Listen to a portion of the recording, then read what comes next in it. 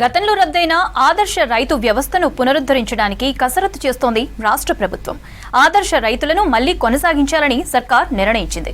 ఉమ్మడి రాష్ట్రంలో వైఎస్ఆర్ సీఎంగా ఉన్న టైంలో అమలు చేసిన ఆదర్శ రైతు వ్యవస్థను బీఆర్ఎస్ ప్రభుత్వం రద్దు చేసింది. ఇదివరకు రైతులకు పంటల సాగులో సలహాలు సూచనలు చేస్తూ అధిక దిగుబడి సాధించే వారిని ఆదర్శ రైతుగా గుర్తించేది ప్రభుత్వం.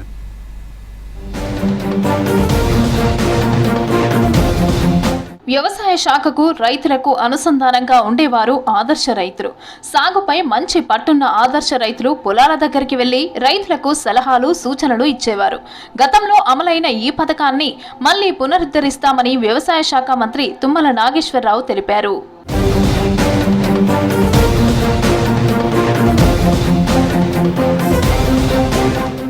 ఎన్నికల సమయంలో కాంగ్రెస్ ఆదర్శ రైతు వ్యవస్థను పునరుద్ధరిస్తామని హామీ ఇచ్చింది. పార్టీ అధికారంలోకి వచ్చాక మంత్రి తుమ్మల నాగేశ్వరరావు ఆదర్శ రైతు వ్యవస్థ పునరుద్ధరణ అంశాన్ని వ్యవసాయ రైతు సంక్షేమ కమిషన్ కు అప్పగించారు. ఈ అంశాన్ని స్టడీ చేసిన కమిషన్ ఆదర్శ రైతు నియామకంపై సాధ్యాసాధ్యాలను పరిశీలించింది.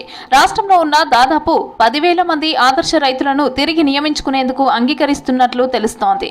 వారం 10 రోజుల్లో రైతు కమిషన్ అధికారికంగా ప్రకటించనుంది.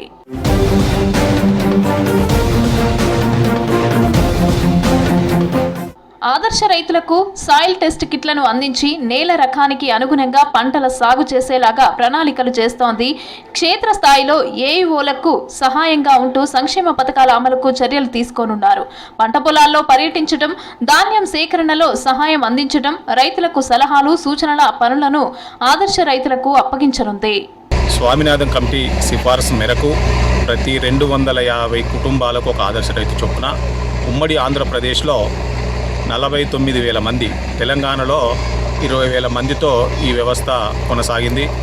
ఆ రోజు పొలంబడి కార్యక్రమాలు కావచ్చు, రైతు ఆత్మహత్యల నివారణ కావచ్చు, రైతు చైతన్య యాత్రలు, సేంద్రియ వ్యవసాయం, మట్టి పరీక్షలు ఇలాంటి తదితర కార్యక్రమాలలో ఈ ఆదర్శ రైతులు ముమ్మరంగా పాల్గొని దాదాపు 7 సంవత్సరాలు దీన్ని పనిచేయడం జరిగింది. ఆ రోజున తర్వాత కేసీఆర్ గవర్నమెంట్ వచ్చిన తర్వాత ఈ వ్యవస్థను పూర్తిగా రద్దు చేసి రైతు సమన్వయ సమితి అనే ఒక వ్యవస్థను వారు సృష్టించుకోవడం జరిగింది.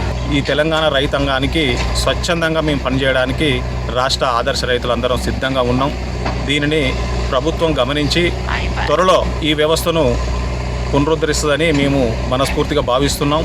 ఆదర్శ రైతు వ్యవస్థ పునరుద్ధరిస్తే వ్యవసాయంపై విస్తృతమైన అవగాహనతో పాటు టెక్నాలజీ వినియోగించే రైతులకు ప్రాధాన్యత ఇవ్వాలని కోరుతున్నారు రైతు సంఘాల నాయకులు.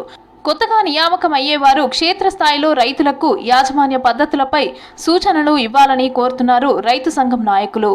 సన్న చిన్నకారు రైతులు బాగా కష్టపడి పంటల్ని దిగుమతి చేసే రైతులు మాత్రం ఆదర్శ రైతులుగా నోచుకోవట్లేదు. అందుకనే ఈ పథకానికి ఎంపిక చేసేటప్పుడు ఎవరైతే తక్కువ ఖర్చుతోటి పర్యావరణానికి ఆటంకం కాకుండా అధికోత్పత్తి చేయగలుగుతారో వాళ్ళను ఆదర్శ రైతులుగా ఎంపిక చేస్తే ఇందులో రాజకీయాలను పులమకుండా ఎంపిక చేయగలిగినట్టయితే వ్యవసాయం అనేది ముందుకెళ్ళడానికి అవకాశం ఉంటుంది. అందుకనే మన వ్యవసాయానికి ఒక ప్రణాళిక అనేది లేదు. మనం ఇప్పటికే కొత్తిమీర, కరివేపాకు, మిగతా పంటలకు సంబంధించి వేరే రాష్ట్రాల నుంచి దిగుమతి చేసుకుంటున్నాం. అట్లా కాకుండా ఆదర్శ రైతుల్ని ఎంపిక చేస్తే మిగతా రైతులకు ఆదర్శంగా ఉండి అధికోత్పత్తి చేయగలగాలి, కొత్త టెక్నాలజీని వాడుకునేటట్లు ఉండాలనేది మా రైతు సంఘం యొక్క ఆలోచన, సూచన. ఆదర్శ రైతు వ్యవస్థ అందుబాటులోకి వస్తే తమకు మేలు జరుగుతుందని అంటున్నారు రైతులు. వీలైనంత త్వరగా ఆదర్శ రైతులను నియమించాలని కోరుతున్నారు.